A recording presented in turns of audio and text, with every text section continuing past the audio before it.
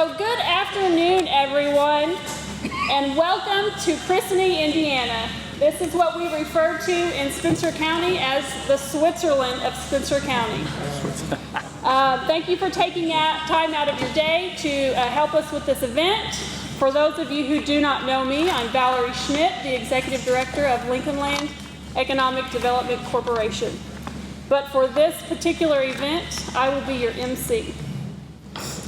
First off, I would like to say how very excited and proud I am to see such enthusiasm regarding economic development in Spencer County. Excuse me. There is nothing that makes me more professionally happy than seeing other people or being around other people that geek out about economic development. I try to talk to my family about economic development, and all they ask is, why don't we have a Chick-fil-A? Or why don't we have a McDonald's? Mom, come on, get your act together. So we appreciate you participating in this event with us today.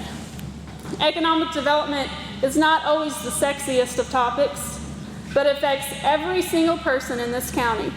And in order for this county to succeed, we all need to work together. Before we start this afternoon's festivities, I would like to take a moment to recognize the elected officials in the room. So if you could, as I say your name, just stand up, that would be fantastic.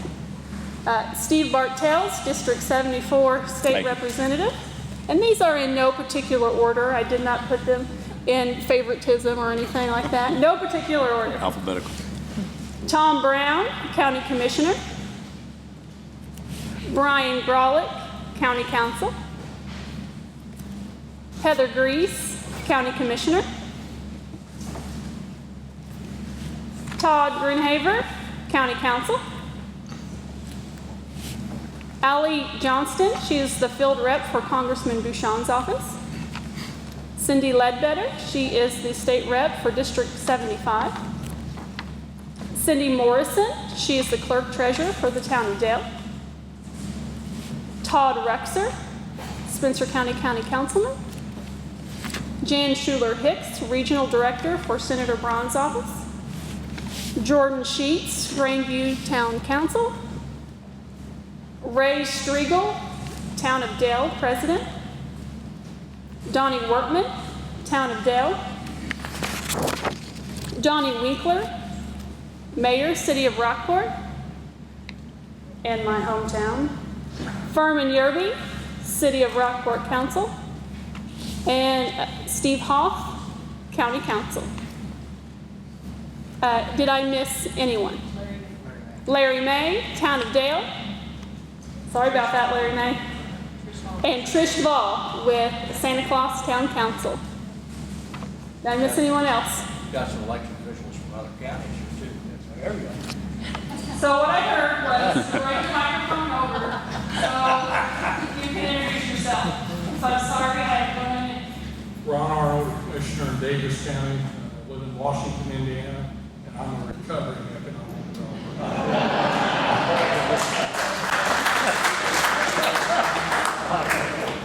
Is that it? Did I miss anybody else? Alrighty, at this time, I think what I'm going to do is pass this on to Scott Singleton, and he's going to adjourn the meeting. Is that right? Open the meeting? Yeah, not adjourn. We're going to open and adjourn it at the same time because we're really just here to have some drinks. I think Mary James has her bartender's license.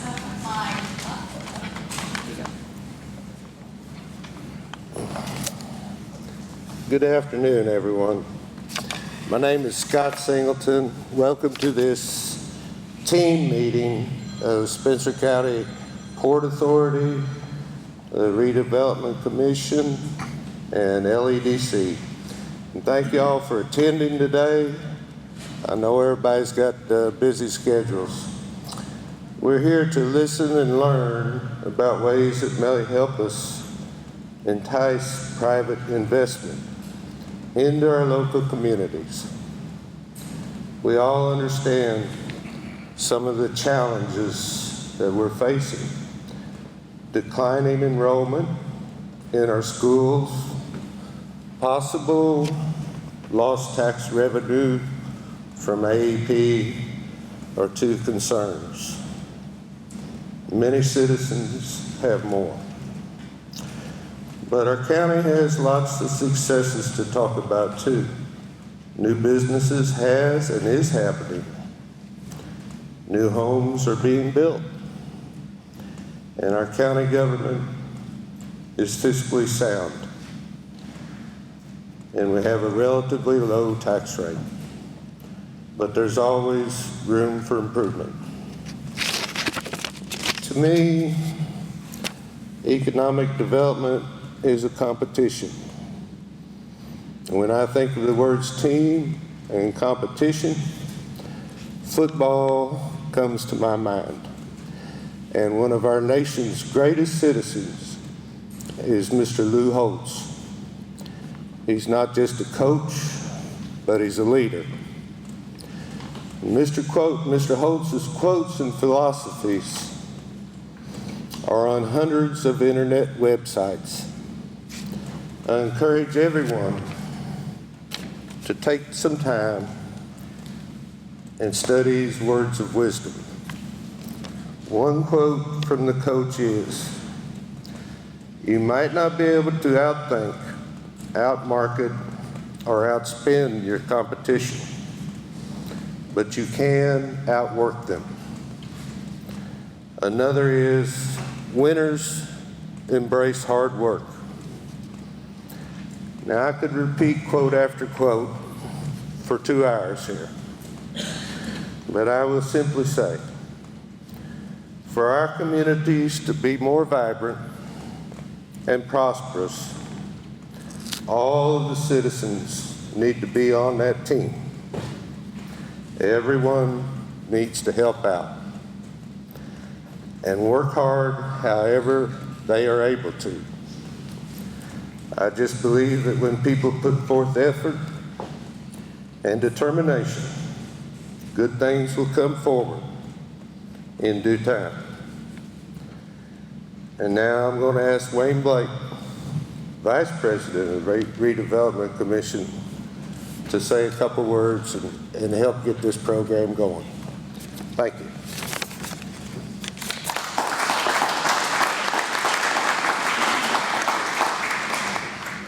Thank you, Scott. Appreciate it.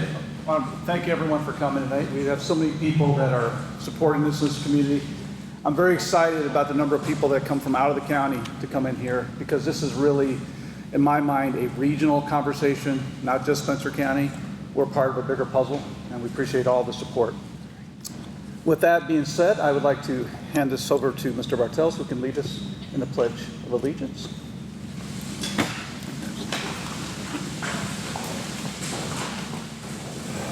I pledge allegiance to the flag of the United States of America and to the republic for which it stands, one nation, under God, indivisible, with liberty and justice for all. Want me to just introduce the next person? If you want to, go ahead.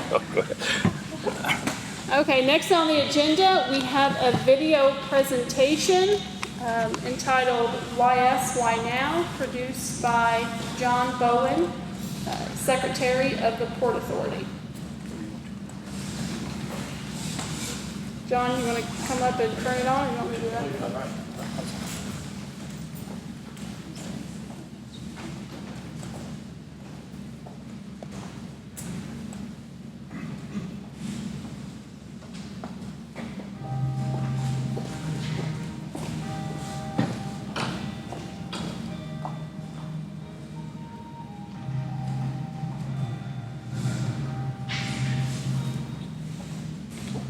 Paraphrase Mark Twain.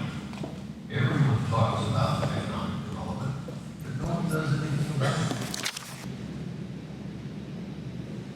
We're here today to not only talk about economic development, but to do something about it. First, it's important to understand why it's so important. Today, our population of just over 20,000 is less than it was over a century ago. and it's remained flat since the 1980s. Along with that, our residents are getting older. The average age has risen from 39 to 44 in the past 20 years. Net assessed valuation of real estate has dropped by $100 million in the past 6 years. And our GDP has dropped to $380 million since 2012. That, my friends, is the problem. Economic development in Spencer County began just after the 1804 Treaty of Vincennes. Settlers arrived by boat, many coming from upstream on the Ohio and across the river from Blackfoot Settlement to Kentucky.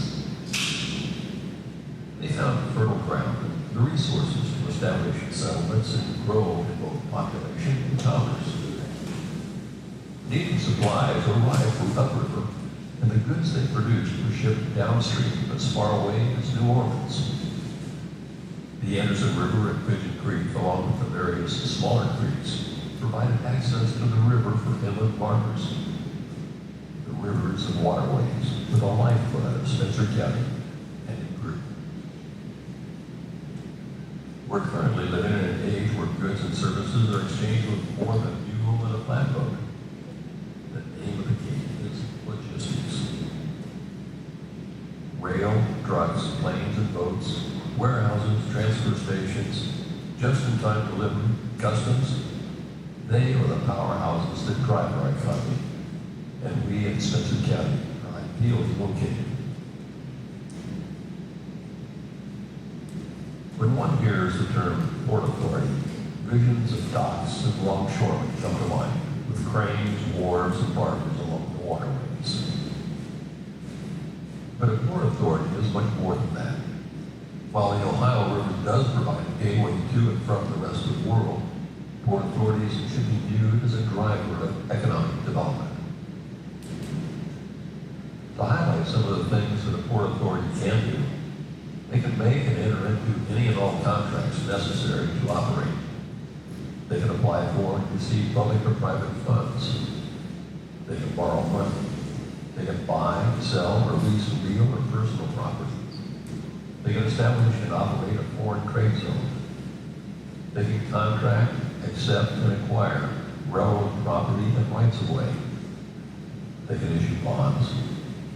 And they can establish facilities necessary for the conduct of pleasure boating. These items alone could put in place needed infrastructure to attract and hold companies that need avenues for supplies coming in and products going out. The Port Authority is not the end-all, be-all for economic development in Spencer County. But working in tandem with the Planning Commission, the Redevelopment Commission, county commissioners and county council, and LEDC, there could very well be a bright future for Spencer County.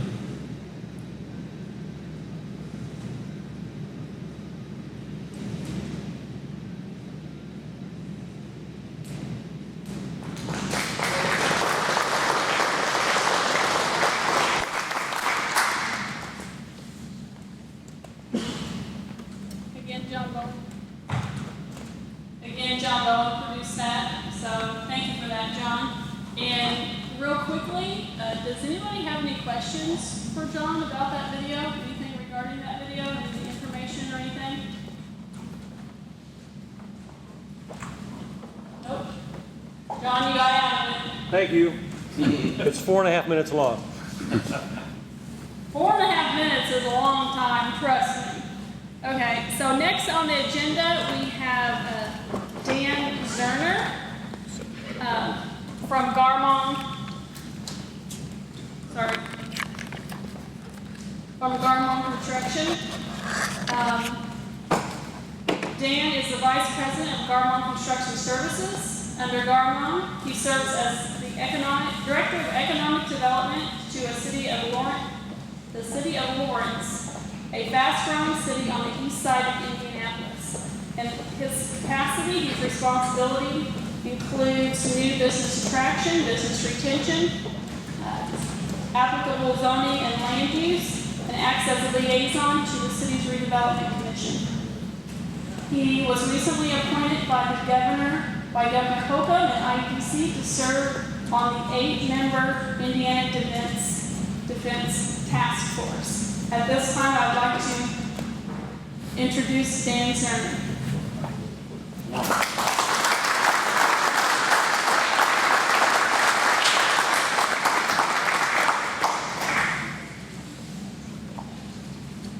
She laid the microphone and she carried it with her. I took it. Sorry. You can have it. You can have it. It takes a second for it to. Everybody tries to mute me when they find out it's me. It's humbling to be with all of you today. Share a little story with you. About 6 or 8 weeks ago, I get a call from a gentleman in our office who'd been talking to Wayne Blake, wanted to know if I'd come down to one of the local dives one evening and share a couple hours about economic development. I agreed to do that. About 3 or 4 weeks later, I get a notice that the meeting time had been changed to 2 o'clock in the afternoon, but nothing else was said. And about a week after that, I get the same invitation you all got that showed my picture on it making this presentation. So it is truly a pleasure to be with you. I don't get to do this very often with this group here. There are some people I want to acknowledge to be sure that before this day is over, you interact with them. Most of you know Mr. Minke. But I can't think of anybody in southern Indiana that has been more generous towards the promotion of business, but also to millions of dollars of charity work every year. And we all hold Hank in deep regret.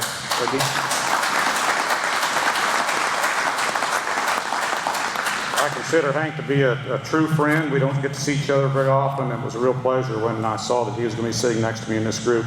And then Steve Bartels and I go back probably close to 20 years now. We fought the battles in Crawford County together in southern Indiana trying to promote things, but Steve has put his money where his mouth is with his winery and the things that he's doing to promote southern Indiana personally, but then took that show on the road to the legislature to support all of us and what we need to do, and Steve, we're very grateful for that. He'll be walking in a minute. He's not here yet, but Mayor Spinner, oh, he is here. That's even better. You're at the same table. So there are 2 people that have truly transitioned the cities of Jasper and Huntingburg through their collaboration. My friend Jane Hendrickson, wave there by Jane. She is an executive in the housing world that runs a company called Boxer Girl that puts her money in small rural communities to develop workforce housing. And she is the person that is totally responsible for the hotel and river development in Jasper, and also the workforce housing in Huntingburg with Mayor Spinner's collaboration. And I applaud the 2 of you for the changes you've made in southern Indiana. And thank you, Denny, for what you're doing for the state right now with Oak Ridge. Really appreciate it. James Bundren, is Jamie here? He's on the list. CenterPoint Energy, he and Brad have made a tremendous effort. Trevor Lane's here from IEDC. Where are you, Trevor? Trevor goes back a long time. We fought a lot of battles together at IEDC, but he's a wealth of information regarding site selection and the things we're going to talk about today in attracting companies. I'd appreciate if you could take a chance, a moment, and thank Trevor for making the trip down and pick his brain. So let's give those folks a round of applause, please. And though not much was said about him, my friend Ron Arnold and I have done a lot of battles together. Ron's too humble, but he is the mentor for public-private partnerships in Indiana. And the way he created a foundation that's worth probably $14–15 million now in Daviess County for economic development, that was all Ron. And to see him now take that to the county commissioner level, Ron, I thank you for your service as well.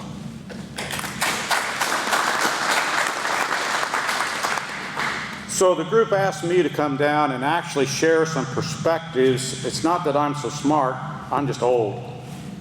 I'm now the oldest guy at Garmong. We're a 100-year-old company. I'm not quite that old, but I am by far the oldest person in the Garmong group now. And I have projects in rural counties from here all the way up to Michigan, in Ohio, as well as all across Indiana. In the 92 counties in Indiana, I've probably touched them or worked in some of them in some way or another in more than half of them. I get to see a lot of what goes on in Indiana. And they asked me to look at Spencer County from an outside perspective, from an outsider's view, and to be totally analytical and objective with what I shared with you today, and to not hold back. That's kind of scary sometimes. But I thought about what are we going to entitle this, and so I decided we'd consider this to be a SWOT exercise, and we'd just give you the facts.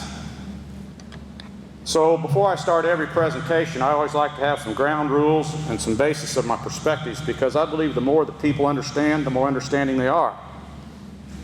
So one of the things when you go to White County that you're going to hear quite a bit about today, because I'm going to use them for comparison, the commissioners, when I'm going to talk, always get up and say, Dan's message may or may not reflect the position of the county commissioners, today's hosts, public officials, or sponsoring entities.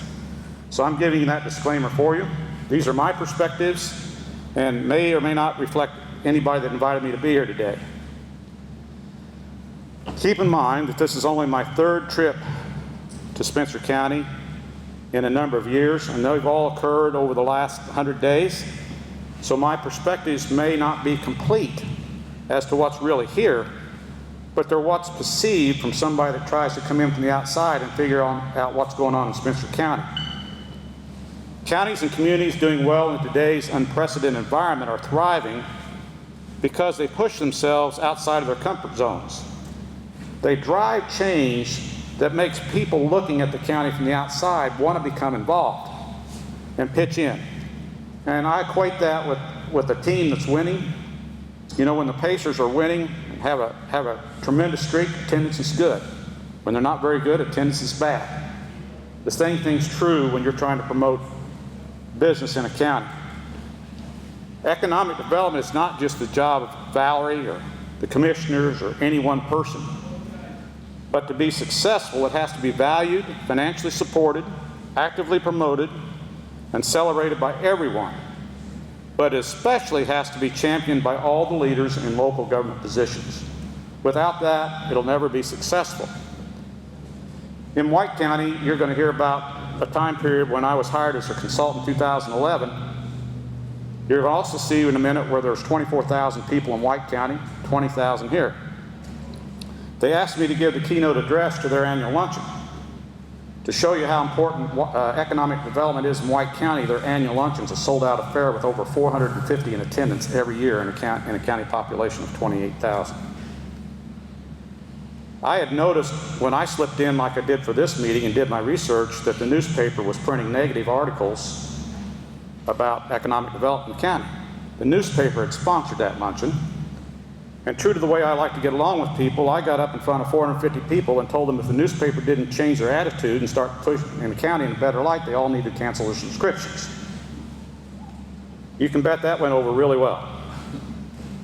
But the point is, you all have to champion this county for it to be successful. The final thing in this particular set of rules and perceptions is that significant economic development incentives or initiatives are always going to be perceived as threats to some even influential local leaders, holding many counties and municipalities back from realizing their full potential. That's just the nature of the beast. Local government officials run to get elected. Sometimes the things I'm talking about today are not popular. So it's hard to find that happy medium between always making those things align. Some of you are going to be offended today as you think I'm singling you out. But I want to point out that's impossible because I don't know you. I don't know you at all. So if there are things that I say that get a little close to a nerve, it's probably because you're thinking about it a little bit. And my intent is not to offend anyone today, but rather to bring to light the things the county, various communities and organizations, and the residents of the county may wish to embrace to bring about the change necessary to not only survive, but to begin to thrive. The video in front of us was pretty daunting if I'm sitting in your shoes. Ask yourselves, do your children and grandchildren aspire to live and raise their families? Yes, do your children and grandchildren aspire to live and raise their families in your county? And do you honestly feel it's in their best financial interest to do so? And if not, why not? And how do we change this dynamic? I think that's a really strong test. My clients don't hire me to tell them what they want to hear. They hire me to provide the perspectives they need to hear, whether they like it or not. And then only they can decide whether or not to execute the strategies directed towards implementing the changes necessary to accelerate growth and prosperity. So that's what I'm doing today. I'm sharing with you the things I've seen work in other rural counties, and only you can decide whether or not to implement them. Before I go further, I want to give you the Zerner philosophy towards local government officials. First of all, I believe they have the toughest job in the world today. Needs versus available funding. It's just one of many significant issues. The term part-time county commissioner is an absolute joke. If you'd sit in these commissioner seats, you'd realize that they could work 24 hours a day, never stop, and they get paid a fraction of what a CEO would get paid, a pittance compared to what a CEO would get paid if they were managing 20,000 people. They have an extremely difficult job. In addition, administrations inherit issues and historical precedents that goes back generations. Thoughts regarding what taxes ought to look like and what taxes ought to be invested and how real estate should be managed and what zoning should look like. It's hard to change the direction of those things, and they inherit that. County, city, and town council members are tasked with funding items and initiatives from funds that are often deficient, if non-existent. In addition, every county official that gets hired has to, or gets elected, has to go through a really steep learning curve of what the Department of Local Government Finance and other regulations are sitting there that they have to abide by. And to that end, I believe that 99% of local government officials believe they're doing the right thing. They're doing it for what they believe is best, whether in fact it really is. Additionally, local government officials generally have access to very limited talent pools to work with and employ. Hank and I can pay and employ whatever we want. Can't do that in local government. So we have one up on local government. And it's really hard to get high-class talent. Fortunately, there are professionals out there that just want to serve the public. And there are good people in those positions. But it's tough. Most local government officials I would trust and hand my wallet to and expect them to hand it back, fully intact. And most elected officials can do whatever official wants it to be in terms of time required and invested. They're not 8-to-5 jobs.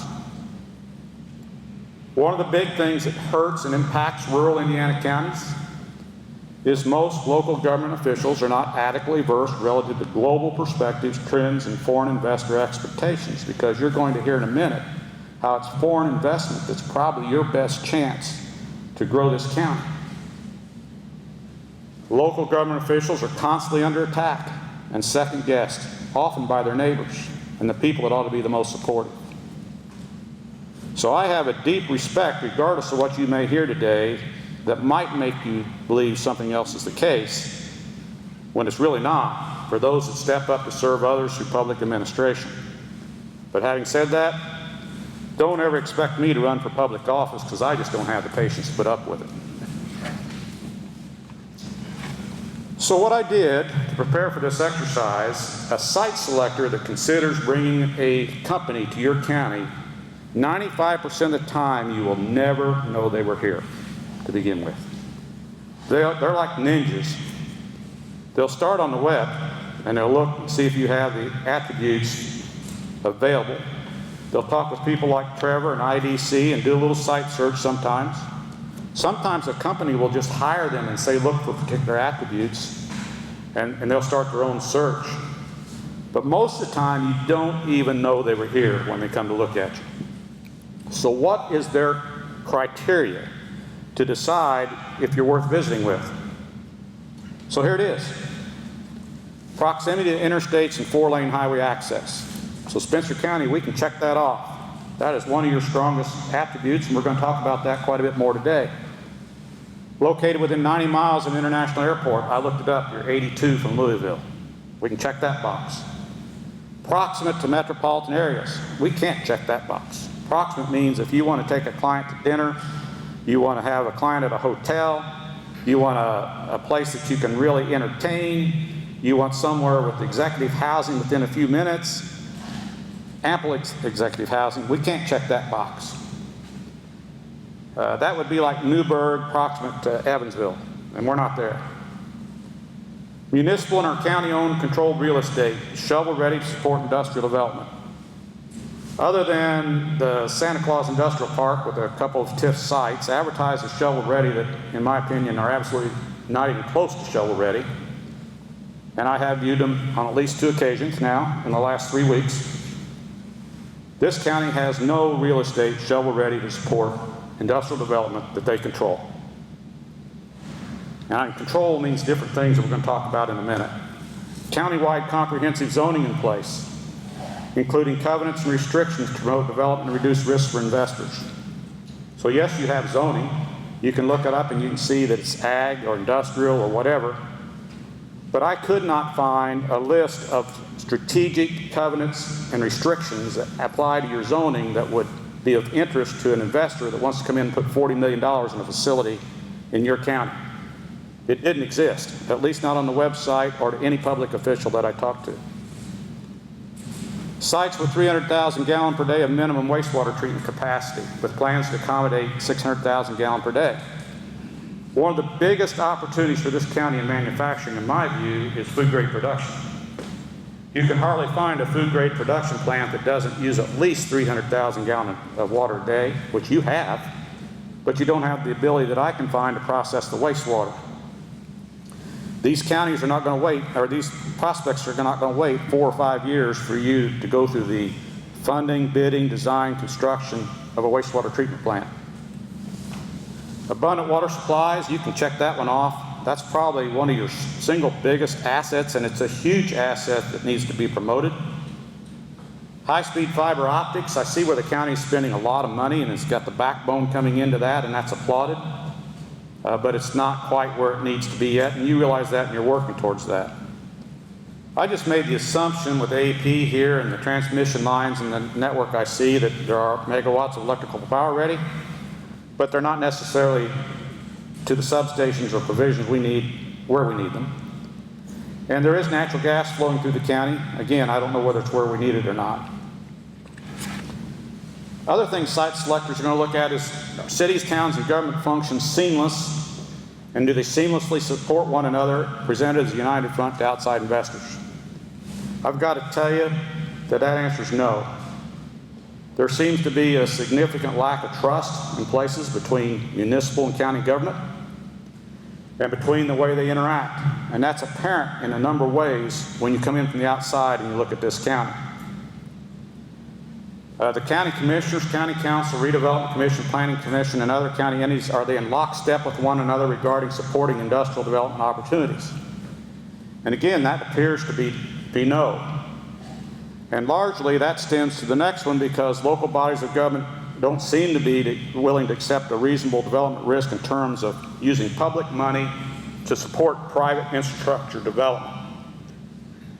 That could be, and I'll get to it again, but that could be evidenced by the fact that the only TIF that was available and has been executed that I could find in the documents of this county related back to AK Steel years ago, and just as soon as the bonds were paid off, the county chose to kill the TIF, rather than letting that money accumulate and be available for maintenance and obligations and additional development.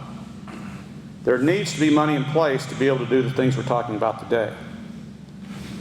An abundant, highly skilled workforce available and ready to support the needs of the industry. We're not going to worry about that one because Hank will share with you and others here, their employers, there isn't enough labor anywhere in the country right now. Spencer County is not alone in that. You're probably not any worse off than anybody is in that. It's just a terrible situation that we're in. And again, we're going to talk a little bit more in about a minute, but does the county have an available inventory of buildings to close just-in-time industrial deals? And that answer is no. There is not a single building that I see that any one of my clients here would be interested in, let alone look at. Revenue streams and tax policies. County openly displays an appetite for promoting industrial economic development through the use of TIF, local option income tax, tipping fees, real estate, and personal property tax abatements. That answer appears to be no from everything I can find. The county has put in place and funded a plan to identify and attract major new industry to the county. Well, I'm assuming the county believes that that's Valerie and does support LEDC, but that is not funding a significant strategic strategy to attract industry in its own. Business retention expansion, I believe with the Chamber and Valerie's organization, that you do have that in play. But one of the major things that you're really missing here is diversity and international attraction. So I ask you to look around. How many black, Asian, Middle Eastern people do I see in this room? And yet, where is the most likely money for investment coming in Indiana right now? It's coming from those cultures. Somehow, Spencer County has to work to start to attract some diversity to make those investors feel comfortable in investing here. And that starts with a strong international business recruiting program where you're, as county officials and economic officials, going overseas to meet these people on their turf and tell them why they ought to be in Spencer County.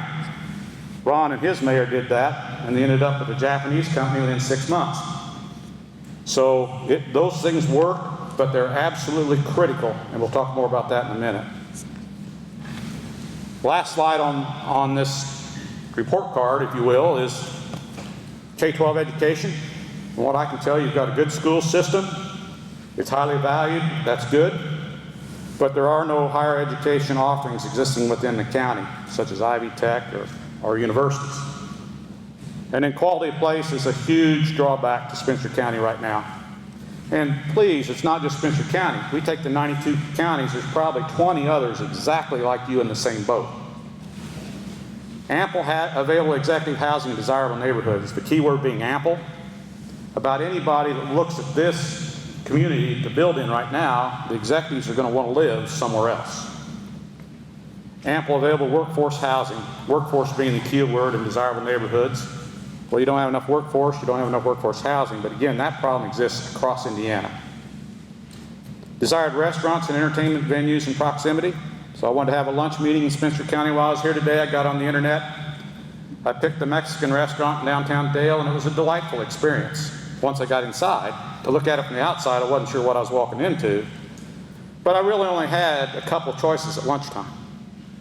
That really hurts, and you all are aware of that. And then clean, vibrant, connected social environments that our young people want to have, they just don't exist. So when I get through that, and I'm the site selector and I've done this, how would Spencer County get a second look today for a project? And my analysis is that unless for a specific purpose and the developer is driven by water availability and location only, such as the proposed River Energy project, probably not. Because sites for industrial development are not under unified county control. The risks to occur are generally perceived to be 100% the responsibility of the developer and not the public sector. The time to identify, negotiate, acquire sites, secure needed incentives, add infrastructure, construct, and employ talent is simply too great to be attractive to meet just-in-time development standards. Critical quality of life and much sought-after elements are not in play. And there is no visible print or social media evidence that Spencer County as a whole is being proactive towards serious economic development initiatives. I know that's a lot to lay on you. I'm pretty sure there's 100 acres behind LADC that is zoned industrial. It's zoned industrial, yes. But it does not have covenant and restrictions that show exactly what can be built on that property and what they need to look like that would allow an investor to come here and feel comfortable that he's going to buy that development on it and something next to it is not going to be appropriate to protect his investment. That's true. So the question I always ask everybody is, would you rather have 5% of something great or 100% of nothing? And I'm asking the county officials and all the people involved in this county's economic development to start thinking about how you can contribute a little bit to make something great happen. So I've hit you with the bad stuff and the hard stuff. Let's talk about the good stuff. Spencer County does have some real strengths. And the primary strength it has, or the first big strength, is proximity and logistics routes to fabulous highways and connectivity in terms of road and transportation systems. You really need to take advantage of that. And while it's here, right now I don't see a strategic focus from this county as to how to wrap our arms around how we're going to take advantage of that.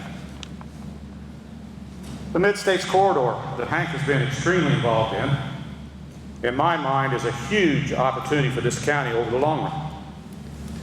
That is a real asset that's available to this county and is talked about being here. However, I have to tell you that if I'm in Indianapolis and I'm looking at funding this, and I'm looking at bringing it down to Spencer County, I'm asking myself, what are Spencer County officials going to contribute to this exercise? Are they going to get a hold of the ground? Are they going to help us, help the farmers understand that we'll help them to get their equipment from one side of the road to the other? Are they in here aggressively playing ball and pitching with us? And I don't know the answer to that because I don't know all the involvement, but I will tell you, I would be looking, if I'm in the State House, how excited and what Spencer County is going to contribute to this effort. But it's a huge opportunity for this county.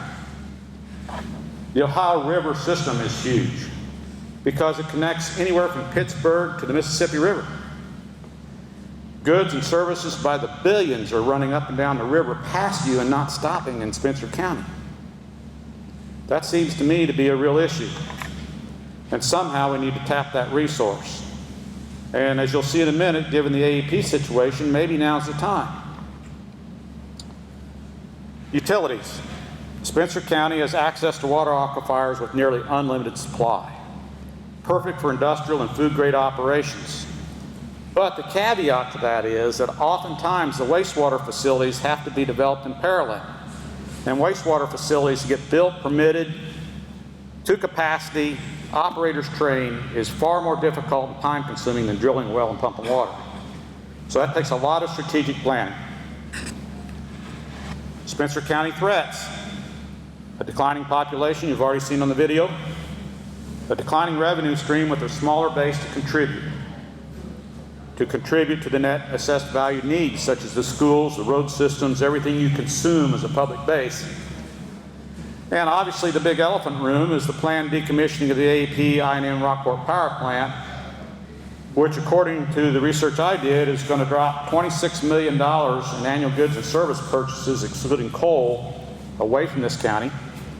256 net job losses at $18 million in lost wages and benefits annually, 56.1 million net contribution loss in the region's GDP, and 3.8 million net loss to state and local tax collections. And just as one example I picked up, more than 1/3 of the expected employment ripple effects will be realized in the maintenance and repair construction industry alone. Industries such as real estate, food service, healthcare, and retail will also see some impact from a loss of household income spending. These are significant and real. They're on a timetable. We know they're going to happen. So what are you going to start to do to make a change? So you've heard me mention a little bit already White County. I'm going to use White County as an example because I work with White County in some capacity almost every day. I was engaged in 2011, but I will tell you I turned them down 3 times. Because I had a list of 52 items they did not have to promote and accept economic development. Their economic development time was $100,000. I told them it needed to be $400,000 to $500,000. The commissioners were controlling the whole show. I told them it needed to be community-based. They need to have a member system with some additional voice. There were a number of things in the county that were not acceptable. The county's economic development office was in the basement of the courthouse.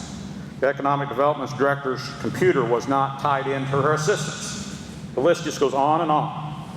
I actually came back from one meeting with the county and called my boss, said you never have to worry about us being invited back to White County again. It isn't going to happen. I burned the bridges.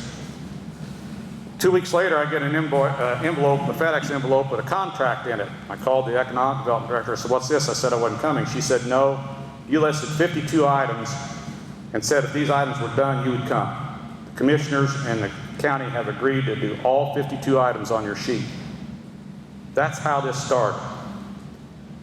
So with that little bit of introduction, White County, I'm drawing some parallels because they're 24,149 people compared to Spencer County at 20,447, pretty close.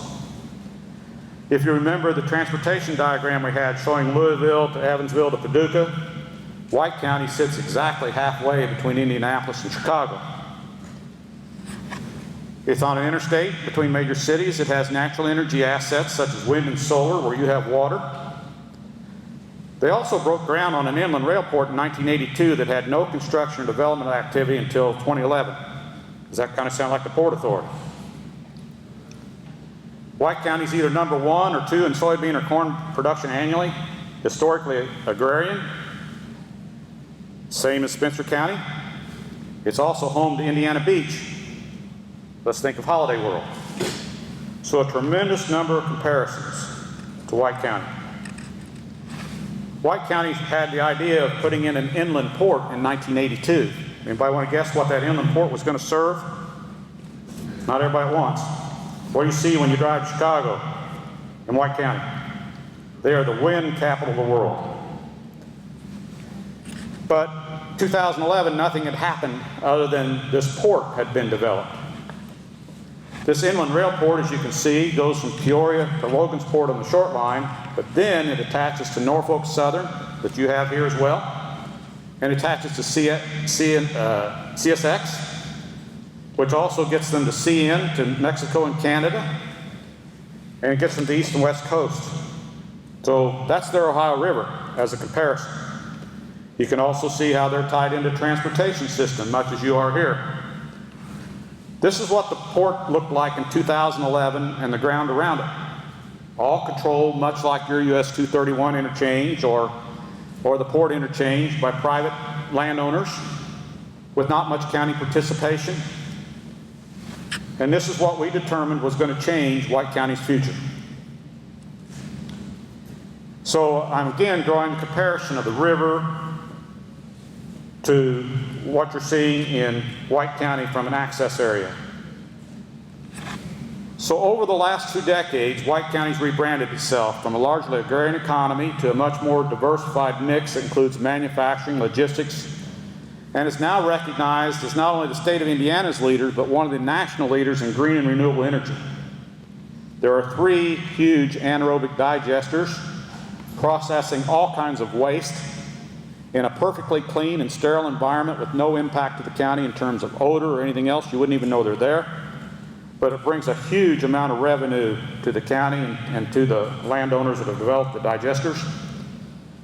They take their landfills and they capture the methane gas and convert electricity. So I have $2 million a year as their consultant to use in an economic development fund that just comes from that methane conversion on their landfill, where most counties pay somebody else to run their landfill and just cap it off. They just signed and are completing their 7th phase of wind farms. They have one of the largest wind collections anywhere in the United States. There's $22 million sits in a fund that I get to use for economic development on behalf of the county that came from royalties the county received for permitting those windmills. Yet we don't have a single dead bird. We don't have any of the environmental issues you see promoted in these other counties. The schools have a 1/3 reduction in taxes coming off the wind, and the wind farms are responsible for maintaining all the county roads that they use to a county standard. So the county makes a huge win on that. Finally, solar is the big thing right now. Everybody's approaching counties, and these commissioners have been so astute. They have 4 wind farms signing up right now, each of which in a kind of a complex formula will be contributing $1.5 million apiece just to be able to permit the solar farms in White County. They go straight to our economic development efforts. I have to believe there are some of those opportunities available to this county as well. Gone are the 1950s basketball rivalries and regressive attitudes towards neighbors and communities in White County. The partnerships truly exist countywide. As an example, the county commissioners just funded a $6 million wastewater treatment plant for the town of Wolcott. They also are in the process of upgrading their water supply system that you see on this particular chart. And they're doing that with a county, not even with a town, not even in White County, in Jasper next door. White County continues to control significant real estate and influence economic development outcomes. So today, around that park, right here is that inland rail park. This is 660 acres, first phase development, that's occurring around that park because the county took control over all of this real estate. Right here is Interstate 65, not a single stoplight, less than a minute off of the interchange. The county has 30-year options it's obtained from private landowners that I helped negotiate on 2,200 acres that are TIF for this particular development. In addition to the other things that are happening, and a lot of this became because the energy and wind and other types of things that they started have helped create funding streams. So one of the things we have to do with this county is say, what are we going to do to create funding streams, and are we willing to use it to help private industry get an interest in our county? This is what the park looks like today in terms of infrastructure. You can't see it really well from where you are, but here's the interstate, as I mentioned. This was a shell building, 50,000 square foot shell building that Garmong did in partnership with the county, that had IADC bring 21 different investors to look at this, that had 3 companies fighting over it in one weekend. It got sold to a group that's partly owned by Rose Acres Farms, has had 3 expansions in the last 24 months. One of the firms that looked at this didn't like that building, but liked the community so well, came over here and built this building, which is a 150,000 square foot food grade manufacturing plant that's rail served and actually has the rail running through the building. Another interesting little story to show you, one of the interesting things about White County that's so different than you all down here, the single biggest issue I have with economic development is stormwater management, because it's so flat. This park drains 17 miles away to Lake Schaefer. Anybody want to guess what the total fall is in 17 miles? 31 feet. So we have to use a series of step-down ponds and retentions to be able to move that water. The county just paid $40,000 an acre for 40 acres here to build a 17-acre retention pond to serve this first bit of development. But it's that money makes it possible, and sometimes large amounts of money in certain areas are insignificant to the greater cost. The county has upgraded all the road systems, it's put in all this infrastructure, and business, particularly coming out of Illinois, is starting to explode in this park. Trevor's here, as I mentioned, from IDC. In White County, this was the lead list from January 1st of December 31st of last year, in a COVID year, showing total of 22 leads from White County, or from the state, 32 of which required an existing building ready to move into. Because manufacturers just don't have the time to wait for permitting. That's 76% of all the lead opportunities to locate a business in this county required an existing building. So when I tell you that you don't have any buildings available to attract new industry, I'm dead serious about it. This is a project I had the fortune of doing for TRW Automotive in 2000. It's the one that really sent the light on to my career. Again, I told you I'm not very smart, kind of got to see it. This is a 45,000 square foot clean room that we built for TRW, designed to completion in 12 weeks. That's engineering, construction, and handling the keys. 24 hours, balls to walls. Anybody want to guess what I learned about in this project? They didn't give a damn how much this building cost. Because in this building were 9 production lines making a little automotive brake circuit chip, each one of them producing $1 million in chips a day. You think they cared if it's $500,000 too much? All they cared is when I handed them the keys, was it ready? The 42 leads that I shared with you a minute ago are looking for this type of structure. They want something to move into. So this is what a shell building looks like. Mr. Arnold has one of these he developed in Washington that has a rail running right through it. Almost identical in configuration. This is 50,000 square feet, expandable to 200. It's 32 foot of clear height. It's got all the dock door provisions. Everything's ready to pour the concrete slab. And our commitment to anybody that goes to a building like this is we can have them in production in 120 days. Most communities, you can't even get permitted in 120 days. So these are the kind of things that your county has to start to look at that will cause Trevor Lane and his group to bring a client to see your county. Because if you want to distinguish yourself, There's over 550 communities in Indiana with something like 50,000 acres of real estate available for industrial development. What makes your bean field look any different than theirs? But there's less than 10 of these buildings available in the state of Indiana right now. Would you be rather one of 10 or one of rather than 550? So these are the kind of things that we're looking at with some of your Spencer County team to figure out, is it possible we can do this? So I put together a list for you of transitional investments that White County's made over the last 2 decades that include not only engaging but embracing outside expertise. They openly welcome professional perspectives and assistance. They substantially elevated the funding and support for economic development. They increased their economic development from 2011, just the Economic Development Corporation, from $111,000 a year budget to over $550,000. They supported the acquisition of 30-year purchase options on real estate.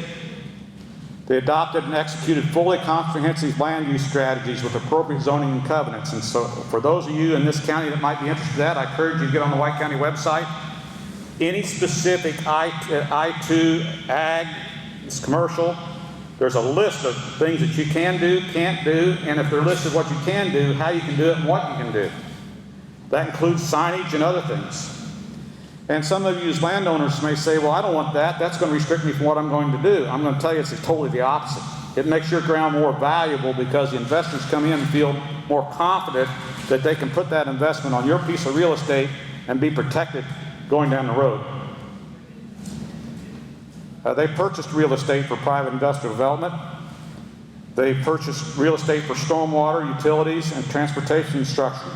They funded and constructed water and wastewater assets using matching grants. They're really good at leveraging dollars. And for the overlay that you saw a minute ago, that's a new I3 zone that applies specifically to that 2,200 acres as to what you can put on there, how you can develop it, and it absolves the risk of the stakeholders. Another thing White County went out to do is they financially supported the funding of a vocational trades program with their school corporation in collaboration with local industry. People like Hank's Business were coming in saying, this is the skills we need. The county created a scholarship program to allow those kids to get welding or training or carpentry skills or whatever they needed. And they had to show up at work for a certain amount of time. They had to get certified.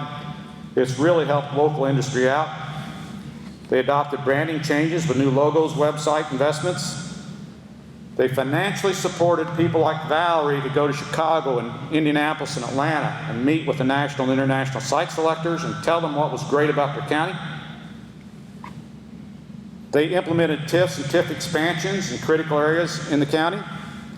And they regularly use TIF bonds, tax abatements, and other public-private partnerships in fiscally responsible manners to attract industry.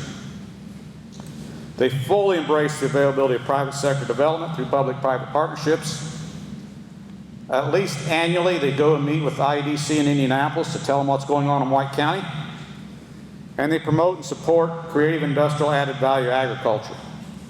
A huge amount of agricultural products coming out of White County that go beyond just the sale of traditional grain. So this is Spencer County's zoning map that I partly pulled up. This shows the various zoning applications. There's a significant amount is zoned, I-2 up around the 231-64 interchange, but there's an awful lot of it still sitting in ag. And by the way, there are ways in your ordinances that you can create I-2 or I-3 or other or C or others and still farm it. It's just down the road, you don't have to go and make exemptions and make changes, and at whatever point ownership occurs, it automatically gets rezoned, but it can still be farmed. I would encourage you from a site selector standpoint that there's a significant amount of work yet needs to be done relative to zoning in this county, and particularly with covenants and restricted use. Another thing that I have noticed is that there is not much county control of this real estate in this area.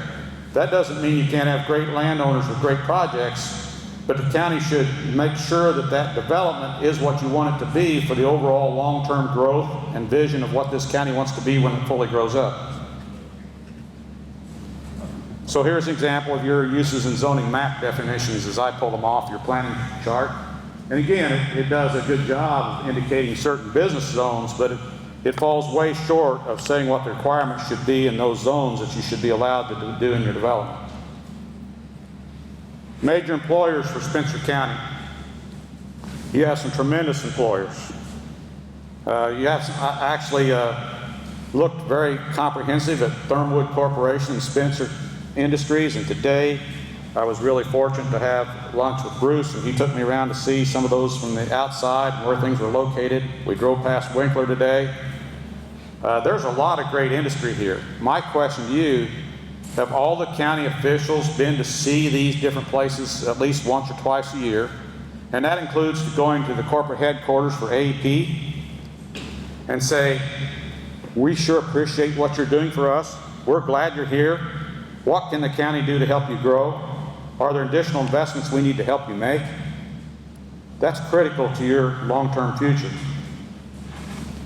And now I'm back to international business relationship. I want to know how many local officials here have been to Japan, China, the Middle East, the UK, Great Britain, Germany, in the last 5 years to discuss business development. About what I expected. So White County, going back to that example, they funded me as their consultant, their economic development director, and a county commissioner. We went to Japan and China for 10 days last year. And it wasn't fun and games. It was 100% work. But we met with companies all over those areas that have resulted in some additional business interest. But more importantly, we went to thank those companies that were already here. TOA is a good example in Mooresville. Been really loyal to Mooresville. Could have located additions anywhere else in the world. But officials from Mooresville even attended the president of TOA's father's funeral in Japan. When they got ready to build the next plant, where do you think they went? Mooresville. We have to be investing here and going to see the people that are doing business with you and make sure they know that you are glad they're here.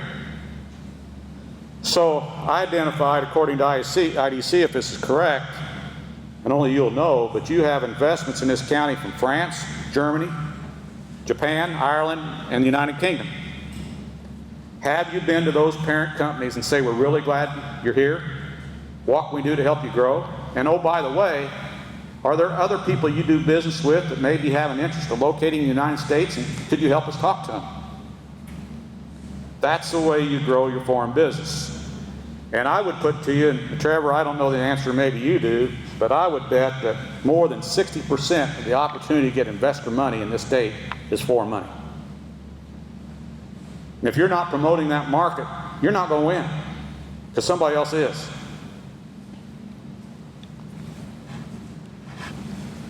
So I'm about to wrap up for you, but I went ahead and said, if I were you, what would the transitional opportunities be? And the first one for me is to get a hold of the 231 I-64 interchange from an asset-based strategy. Strategically planning, controlling that development to be whatever it can maximize be to contribute to this county long term.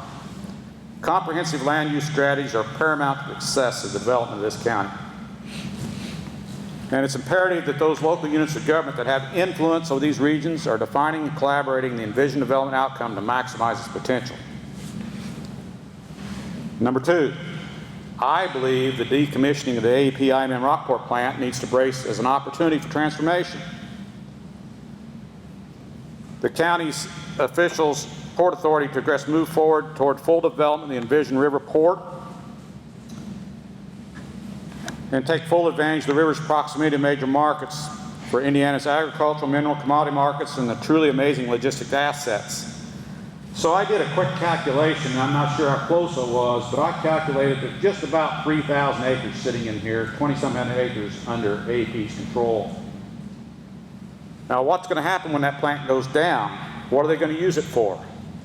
Well, some of it is floodplain. Most of it may be floodplain, but I could envision solar energy. I could envision a port. I could envision companies that need to process large amounts of aggregate. I could envision grain handling. There's a huge number of opportunities if we just stop the traffic on the river because they have a reason to stop. So it's kind of like Denny's.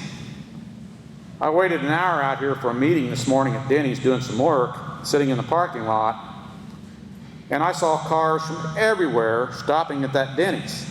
That Denny's isn't visible from the interstate. There may be a sign there that says Denny's, but it didn't take much to get them off the road. Imagine if we had a fully active port here, what that could do to change this particular county.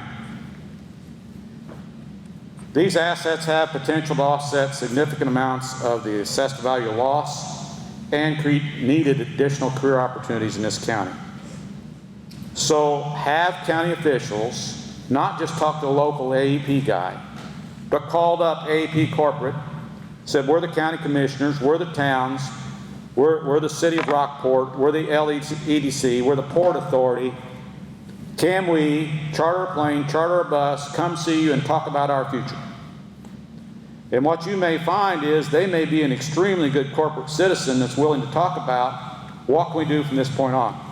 And maybe you're already doing that. God bless you if you are. Number 3. One of the biggest challenges I've seen in rural counties is they have a hard time leveraging money.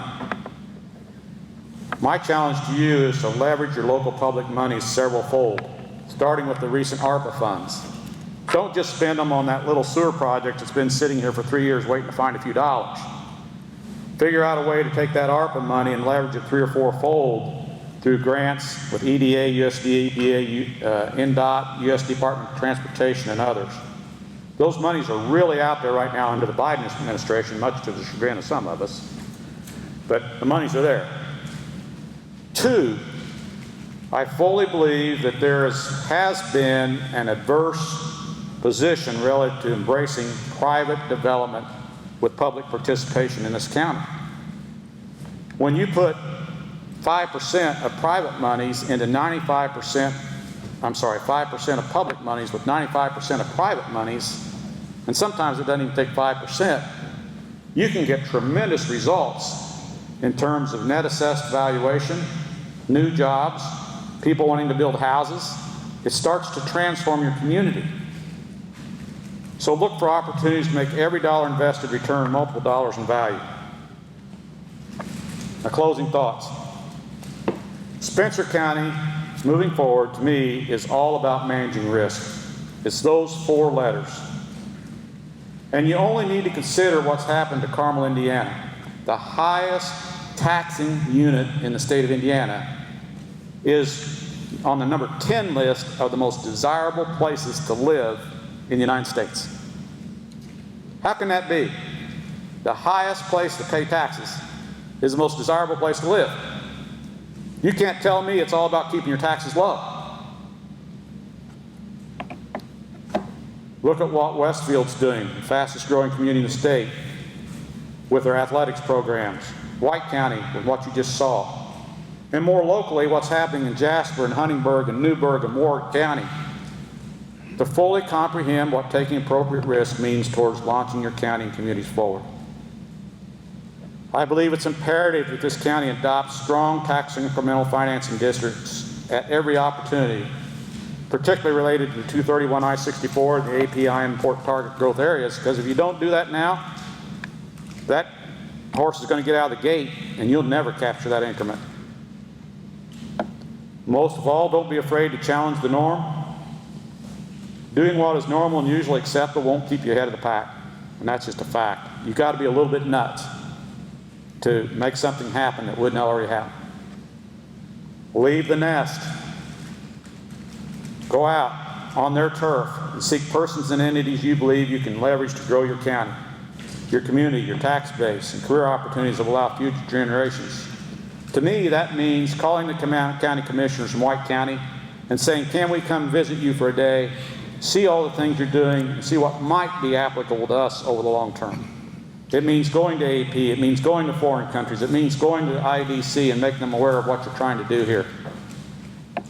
And finally, growth comes from leadership. I get the privilege of traveling almost every day Through this little company, I've had the privilege of being in South Africa, Turkey, Germany, UK, China, Japan, but more importantly, I've traveled every corner of this state. And I only have to look at Indianapolis, Richmond, Indiana, and Terre Haute, Indiana as examples. You all know that Terre Haute was bigger than Indianapolis in the 1800s. Sat right on the intersection of 41 and 40, had every train in America going through the center of Terre Haute. And yet the politics alone stagnated Terre Haute to where it stopped. Eugene Debs got involved in Terre Haute, the labor thing took over in Terre Haute, and then the next thing you know, Indianapolis is exploding and Terre Haute's left in the wake. But Terre Haute, Indiana, and Richmond, Indiana have every asset you could possibly want. And yet both of them almost have refused to grow and prosper, while Indianapolis has exploded through Hudnut and Lugar and the leadership they've had. It's all about leadership. It's all about elevating opportunities for the next generations. It's about requiring the guts to do the right thing, regardless of what your neighbors may think or the political outcomes. Thank you very much.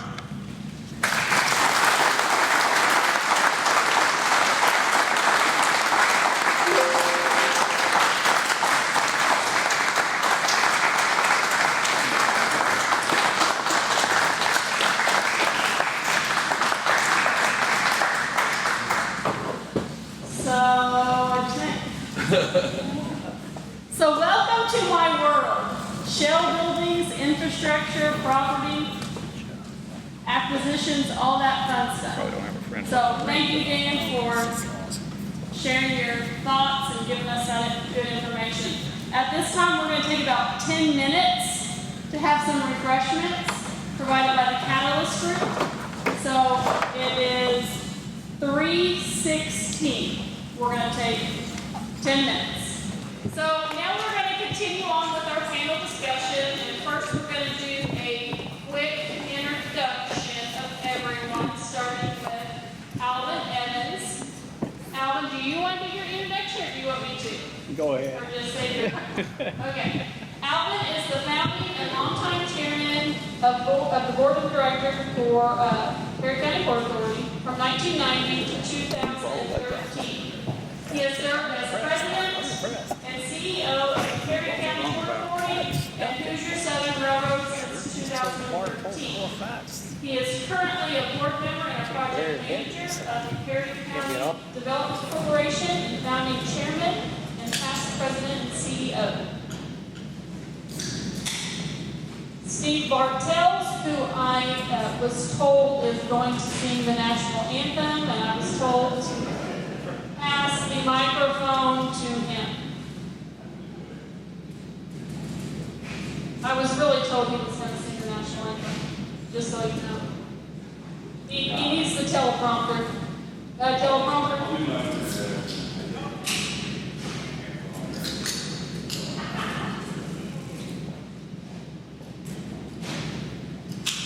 I was going to try to cut some time off that. Everybody, you can read my background. I'm a state representative in this district up until Rockport. So that list.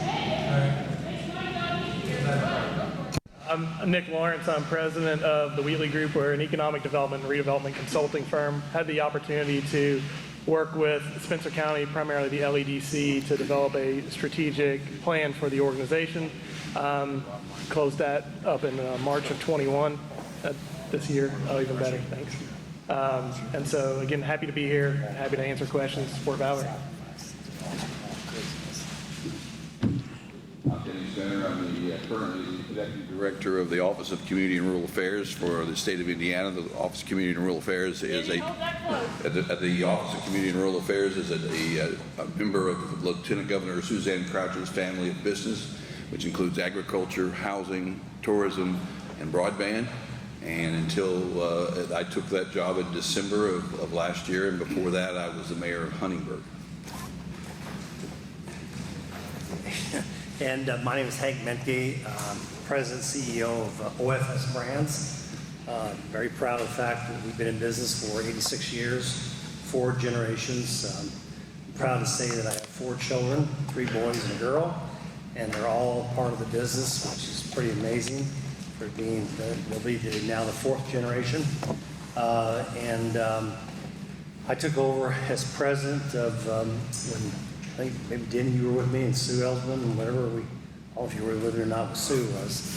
When I took over, when we heard that your beautiful road that you have coming up to the bridge, 64, and quit at 64, Interstate 64, and didn't go through, most of that money got shifted at that time to I-69 to get it built, and so there we sat. And so that's when I got engaged 11 years ago, and I can tell you, it's been a long, long road. Of course, it took, 40 years to get 69, the inception, to get it built. So anything we do in this country just takes a long, long, long time. If the free enterprise system worked like that's a public system, we wouldn't, we'd go broke. And but the problem is, I can tell you this, gang, we've come a long, long way, and we've got the attention finally from the governor to the lieutenant governor to the commissioners to, or finally when the governor came down here a couple weeks ago to Evansville and committed $475 million to Southern Indiana. That was a big deal. That was a big deal. And I've been saying forever, a long, long time, too much money is going north and not enough coming down here. And I feel strongly about Mid-State Corridor. We need to finish what we started, because right now, 231 is a road, it stops at 64, it's a road to nowhere. 37 is a road that goes nowhere. And we've got to get plugged in. And I think we also got to think more regionally. In fact, I'm so proud of, Denny and Terry Seitz when they were the mayors and took hold initially of this thing, but how Du Bois County has really worked very, very hard to really to generate excitement. We did, what was the stellar thing that you did, Denny, was just absolutely unbelievable. And the way we spent that money, because a lot of communities didn't spend it properly, but what we've been able to do, because gang, it's about keeping future generations living here and wanting to come back home. And because we're going to go through this brain drain if we're not careful. We've got to get our kids coming back here. And we've got to have incomes, housing, all the things it takes to support this. And I can tell you, roads are critical. Roads are just as critical as in. Yes, they want good schools. Yes, they want all this, but you got to have businesses attracting, just like Dan's been speaking to. If you don't have that, it's a kiss to death. And I'm telling you this now, that you got a serious situation here with this electrical operating, AD. If there's 65% of your school tax, that's a big problem. That's a major problem. And what's going to happen here is that how are you going to have the funds to do with the school and do the things you want to do and support all that? You can't unless you really get going now. And I really do believe that this Mid-State Corridor, I hope all of you will support me and this what we're doing, where we're going. You write your letters. This guy over here a lot, but he knows how I know how he feels.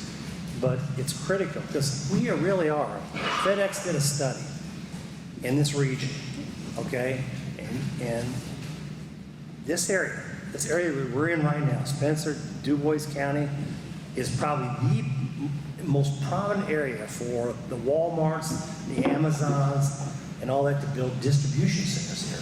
It's a huge area, but we lack the north-south road.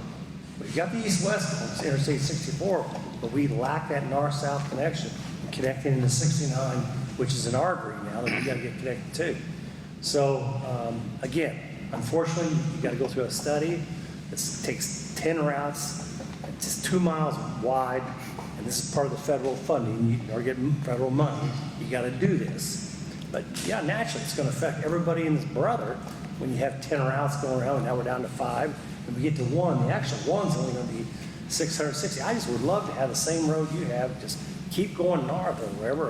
Or if it goes over towards French Lick, great, wonderful. But wherever they decide it's gonna be, but this decision is gonna be made in October. In fact, it may get, because of COVID, may get pushed to December 19th, I know is the deadline date that I've heard here recently. But it's critical that we all get together as a region and make this thing a reality and get it started. So with that, I'm gonna shut up. Anything else, Dan? You don't know. I don't need any direction. Thank you all. So at this time, we're going to get some questions from the audience, hopefully. So just raise your hand and I will semi-walk fast to you. I'm Gene Steinkamp. Dan Zerner, you mentioned, and I agree with you, that AEP is a mixed blessing. It can be a real opportunity. All the access that they have to the river there, there's a real potential for ports. And I'm wondering if anybody at the panel, anybody in this room, knows if any of the ports on the Ohio River, especially close to us here, are working with containers. What I see mostly is bulk items, fertilizer, steel, concrete, stuff like that. And I'm just wondering if we have an opportunity for containers, or is that something that someone else is doing? So either to direct it to anybody on the panel or anybody in the room, if you know.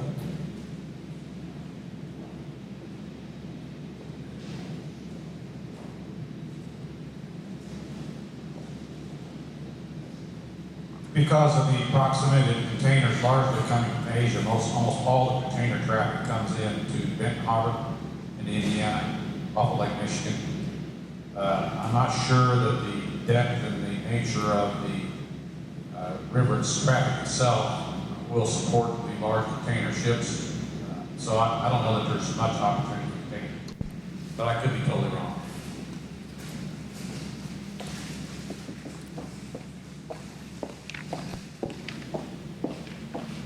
Maybe we can get the community foundation to sponsor some mics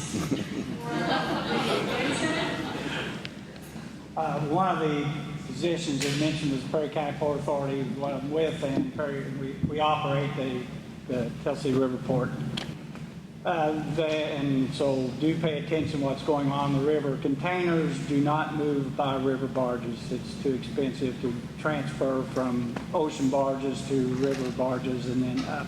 There was a trial on the Mississippi River of running some up and down, that it wasn't very successful of running clear to St. Paul with containers, but it hasn't proved fruitful to go anywhere else.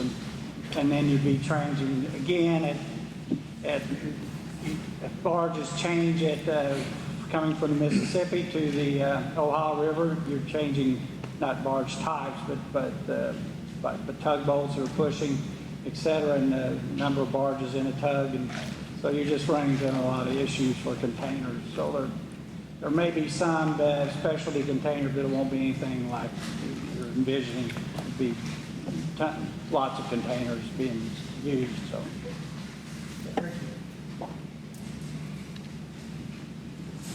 I don't know that I need a microphone. Maybe I do. I know how we need to leave a little bit. I was very interested in hearing your perspective on how the Perry County Port Authority has affected economic development in Perry County. Well, Wapaka Foundry would not be in Perry County if it was not for the Perry County Port Authority. So that's a simple answer. The Port Authority was formed in order to save the Norfolk Railroad when Norfolk Southern was abandoning it.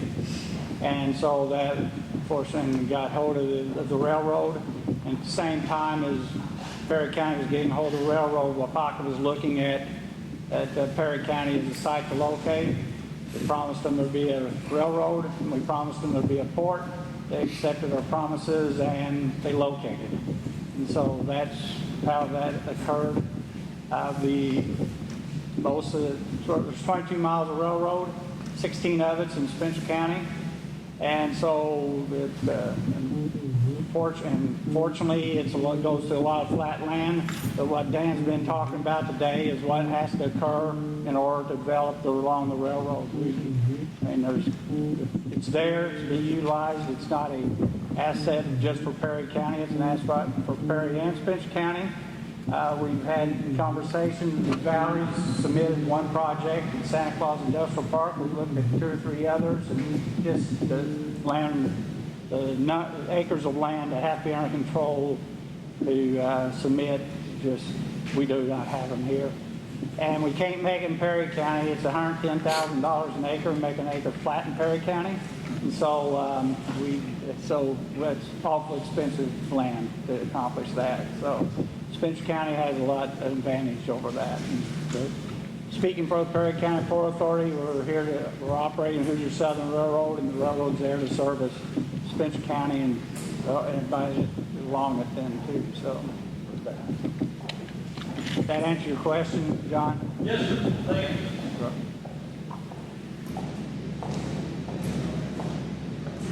Madam Treasurer, and see, raise your hand.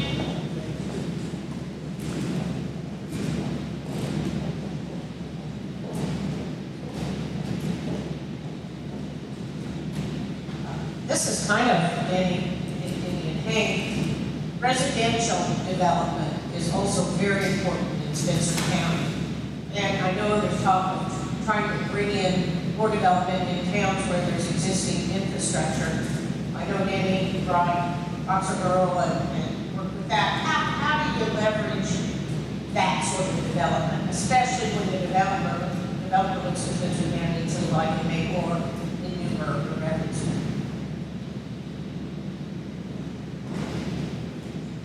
Maybe that's what you do. You did it.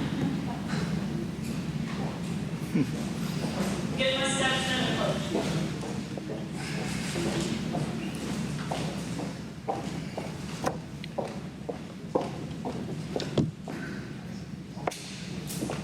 I can't speak that there's a magic bullet to make that happen, but one of the things that you have to have is, much like Dan has mentioned, you got to have available land. And what worked in Huntingburg for us was we had a landowner that was willing to give up some very valuable land in a location and let a developer come in and take that land and see it as a potential site to develop property, to develop housing in. One thing that we had before I engaged with Jane, the first time I talked with Jane, is we had, and I think this is part of the information is already could be available. We had a very good housing study from Du Bois County that showed exactly what the need was, exactly what types of houses that we could see fitting into each of our communities, and we had great cooperation between Huntingburg, Jasper, and Ferdinand. We kind of picked our lanes, and we said, this is the housing that might work best at Huntingburg, and this is the housing that might work best at Jasper, and this is the housing that might work best at Ferdinand, and we kind of stayed in those lanes, and we developed plans in respect to what could happen for all of us that would be a benefit for all of us. And the market that we were able to identify in Huntingburg was what you're seeing at Hunter's Crossing right now, is the homes in the $180,000 to $250,000 range. So we knew we had a study that showed exactly what our market was. So I had something to stand on to invite Jane Hendrickson down and talk to her. We had a willing landowner that was willing to give up the property that was very valuable. I mean, I'm telling you, it was inside the city limits of Huntingburg, which was unbelievable that amount of property would be available within our city limits to do that. And then what we also had was, the ability, the support to put infrastructure into that to help the developer lower their costs. And that was because of TIF. We had a TIF district that had a large number of funds available to it. Our largest supporters of the TIF district were our largest employers, Mr. Minke, Far Best Foods. Those areas, they were the ones who were needing this housing. And when we had our public hearing on was this a proper use of TIF money, Mr. Minke, Mr. Sager, all the employers showed up and said, yes, this is appropriate use of TIF money it's vital for our businesses to have this investment. So the city of Huntingburg used about $500,000. We had an agreement with Jane. We worked through this, and we had an agreement that we would build the first road and the first infrastructure into this property, and we would share that cost. And that was a big element that allowed this development to become at least reasonable for Jane to go out and talk to some other investors to say we can make this thing going. And the one thing that Jane and I just did right before we came up here, Jane came to Huntingburg on it was an April day, maybe. It was a day that Jane was coming down to Huntingburg. First time I was going to meet her. She was running a little bit behind because nobody from Indianapolis knows how long it takes to get to Du Bois County. So there were people meeting us at the coffee shop there in Huntingburg for lunch. So I went ahead down to the coffee shop. Jane parked at City Hall, and she walked the block and a half from City Hall to Huntingburg. I met her for the first time. She looked at me and said, "You are setting me up." And I said, "Well, what do you mean?" I said, "There were 3 people that stopped me on the way down here to ask me if I needed help or had instructions or where you're going." So they sold Huntingburg before I ever could. But Jane and I talked about all these possibilities. We went to the property. We drove around. We talked to each other. We wound up at the end of the day at League Stadium, which is, my favorite place in the world. And so we're standing at League Stadium and we're talking to each other, and we looked at each other, and I said, "Well, do we have a chance?" And she says, "I think we've got a deal." And we shook hands. And the rest, we trusted each other. We believed in each other. We were committed to one another. There were conversations that weren't as friendly as the one Jane and I just had, but we were always honest with each other. She was willing, but Huntingburg was willing to invest. And if we don't invest in ourselves, how could I even ask Jane to make that investment? If Huntingburg wasn't willing to invest in ourselves, I could not invite her to make that same investment for me. So a lot of things happened right. But the best thing that happened right, we had willing partners and honest, hardworking people working together to achieve a goal. And, there were a lot of things that fell on our way. But what I will say to you now in my role at Okra, I'm trying to relate what we did in Huntingburg in many ways to how this relates to the state. And I can tell you one of the lines that I talk about and this is not about housing, but this is about what we're talking about here today. There's a reason there's 28,000 people that live in Spencer County. 24,000. There's a reason 24,000 people call this home. And there's one thing I know about Hoosiers: they're passionate about where they're from. What's the first question you ask or hear when you go somewhere else? Where are you from? That's a Hoosier thing. Hoosiers are proud of where they're from. My job as the mayor of Huntingburg was to figure out why those 6,000 people lived in Huntingburg. There was a reason that those 6,000 people lived in Huntingburg and were passionate about living in Huntingburg. And then we had to leverage why that was to help us overcome the reasons why people didn't live there. You got to identify your strengths. And Dan did a great job of showing you there's strengths here. There's lots of strengths here. Find out what those are, rally your community around those strengths, and leverage them and use them. And they will help you overcome the deficiencies you might have. But you've got to work hard on identifying that and bringing everybody together. I was blessed that I had a city council that was 100% behind what I was doing. And on the tough decisions came, there were many, many tough decisions when the stellar process was going on, and they were together. And we made some really tough calls, but they were the right thing to do at the right time. And I think I'm very proud of Huntingburg. And if you go through Huntingburg now, if you go to Commercial Time, Saturday, Wine and Jazz Festival, Market Street Park. Come on up. Patoka Lake Winery will be there.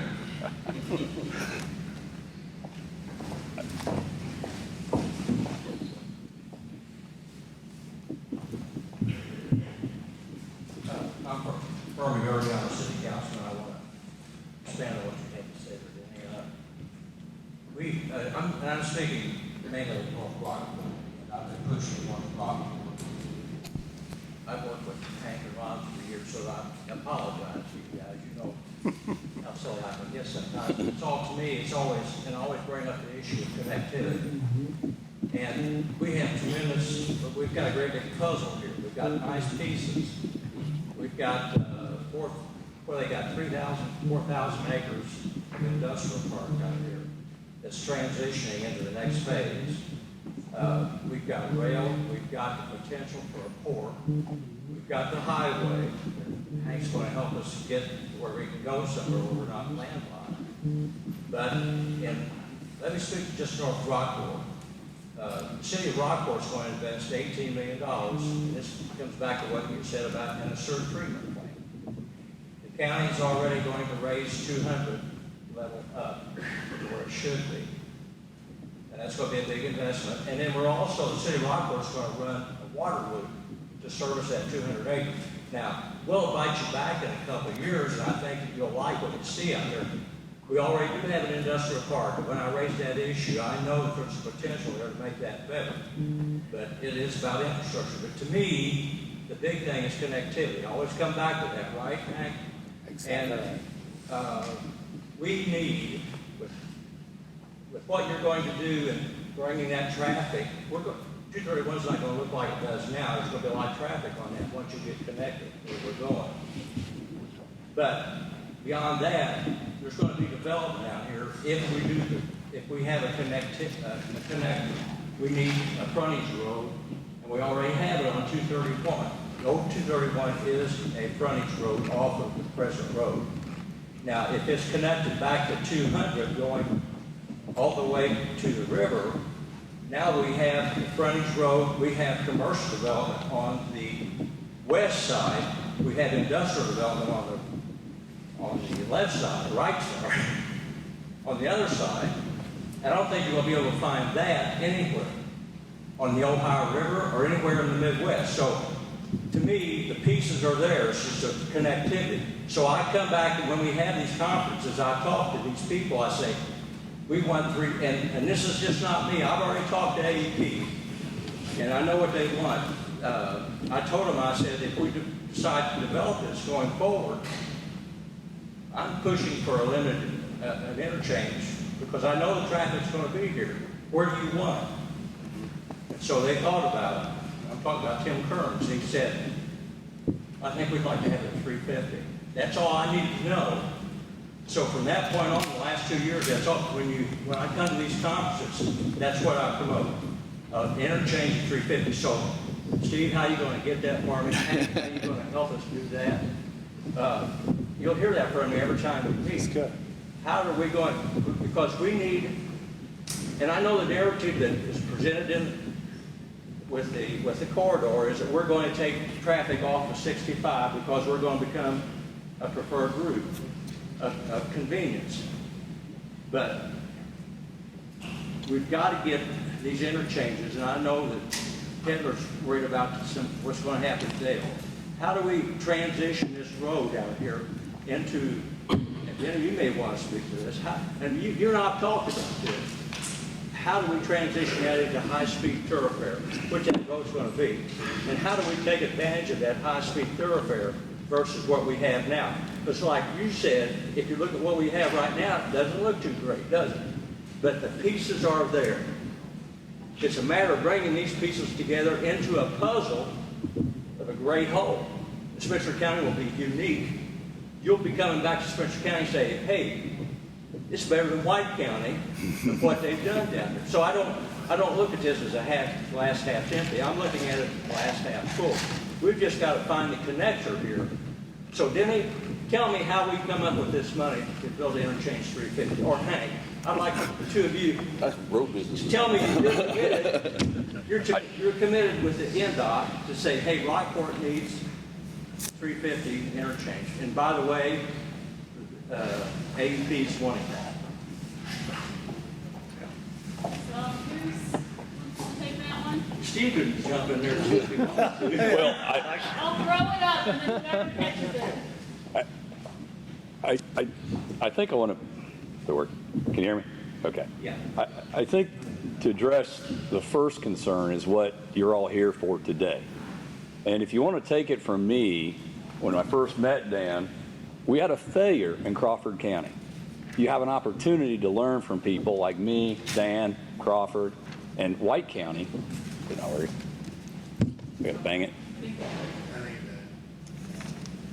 Okay.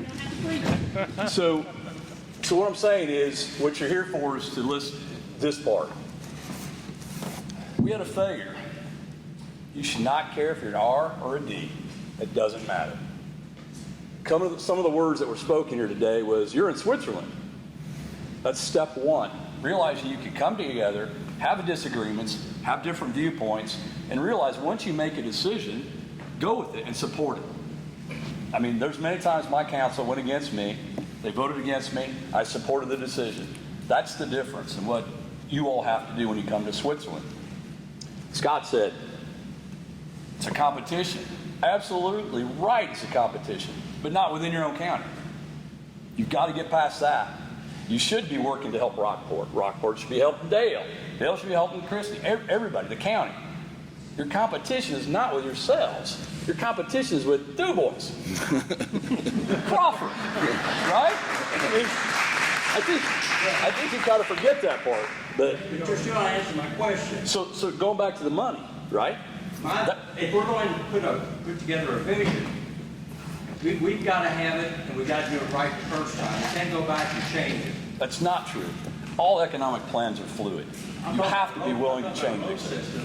That we know that we need connection, we need connectivity.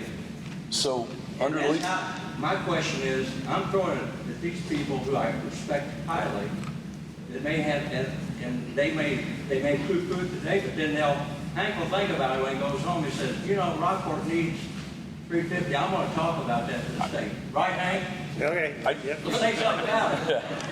I think the key here is, you know, Hank started this initiative, right? Bill Cook. Yeah. Bill Cook got it to where it is. So we have all these people that are moving this project, the road, in the right direction. Okay. There's some disagreement whether everybody believes the right direction. So you keep supporting those people that are doing it. You know, and from a state standpoint, Hank mentioned, you heard people mention that you have the ear of the state now. The state is now looking at Southern Indiana and saying, we want to invest in this. We realize we spent too much in Fort Wayne, Gary, and the Lake counties, and now we're going to go south. We realize we kind of forgot these. You know, there's past Bloomington, there's us. And so our new speaker, you've met him several times, he recognizes, like, there's more to Indiana than that donut. So you guys have the ear. So utilize it, leverage it, and people like me are. I mean, we're going out to dinner and saying, sir, I mean, look, this is necessary. We need the state to support this. Do you think my vision of an interchange, a limited interchange, is a good vision for the future? I think any increase in your conductivity of what you want here as a county is a good plan. I mean, there's debate. You know, is it interstate? Is it super? I'm not talking about an interchange. I'm not talking about a road system. I'm talking about one particular place that's going to pull things together. All these activities this gentleman down here talking about. Infrastructure. I'm pounding that. And I think that's where you have to support that data to make that happen. I mean, that's exactly. I mean, I don't know enough about the data on your potatoes. Like, yeah, does it make sense? Yes. I mean, who would say no? But I think just realize that Crawford got to the point where our enemy was ourselves, right? I'm talking about Crawford. Okay. I'm talking about my experience, not you. I'm talking about my experience. Crawford became its own enemy because we were infighting and weren't seeing the big picture. As your state representative, I don't look at just Spencer or Crawford.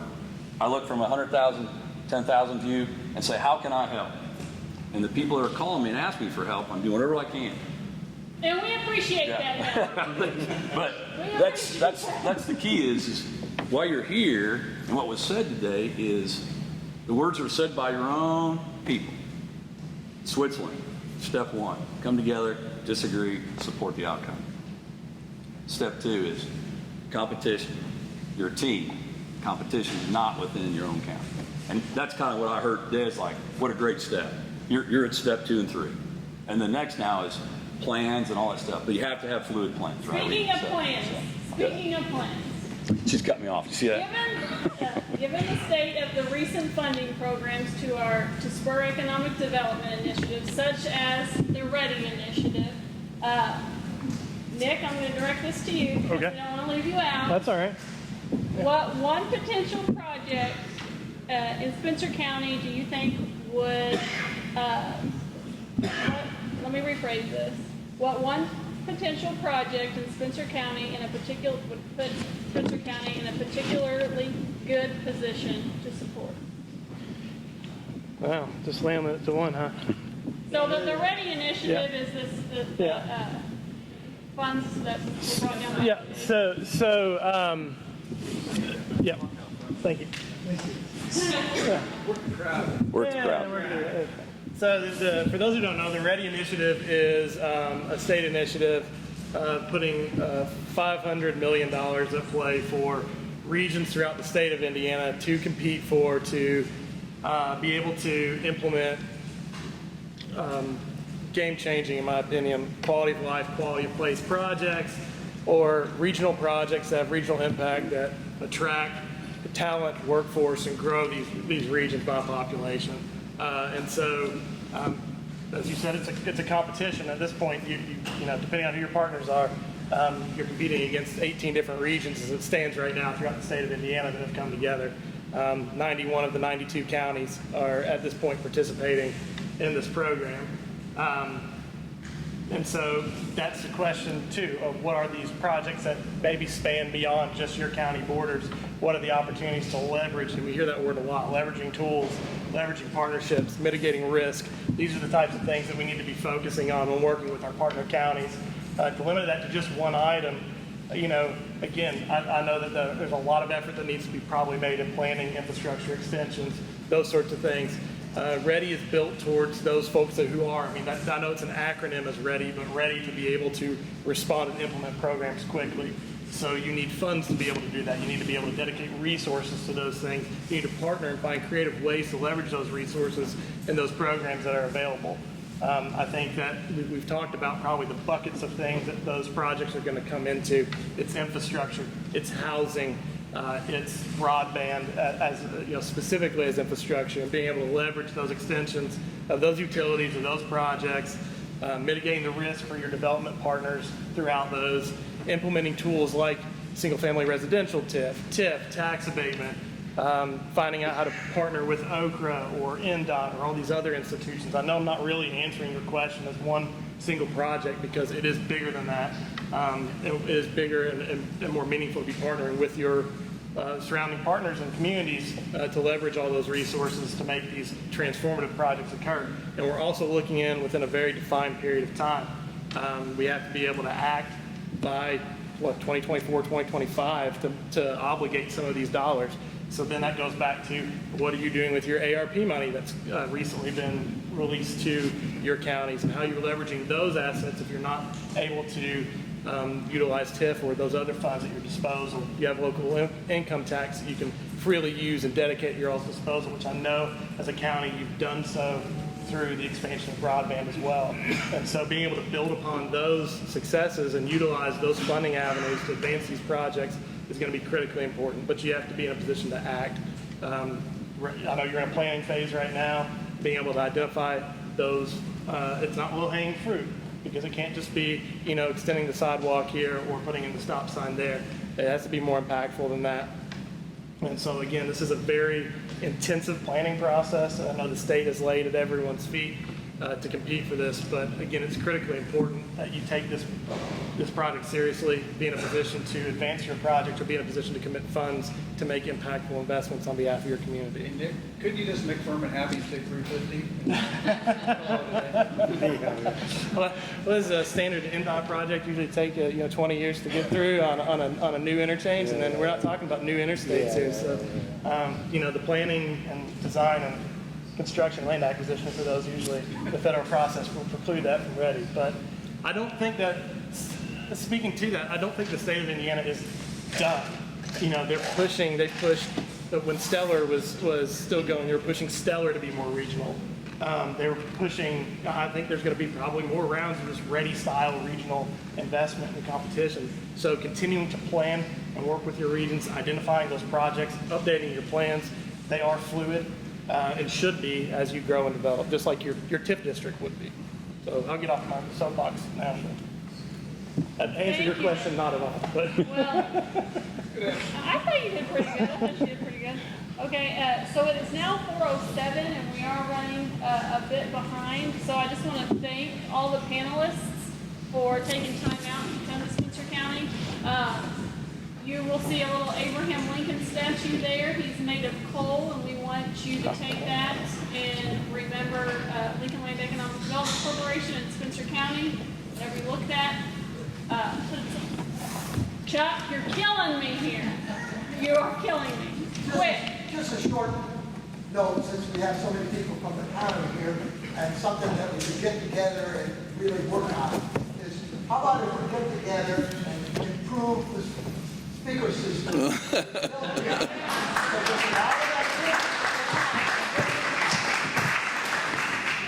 all this great information, and it's hard to hear if somebody didn't have a louder voice. Chuck, finally something we can agree on. Finally.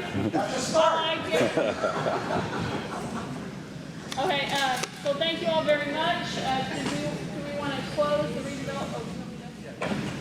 And Dan, we want to, Dan Zerner, for being our special speaker, we want to officially present you with Spencer Offally. Wow. Provided by the Spencer County. Really?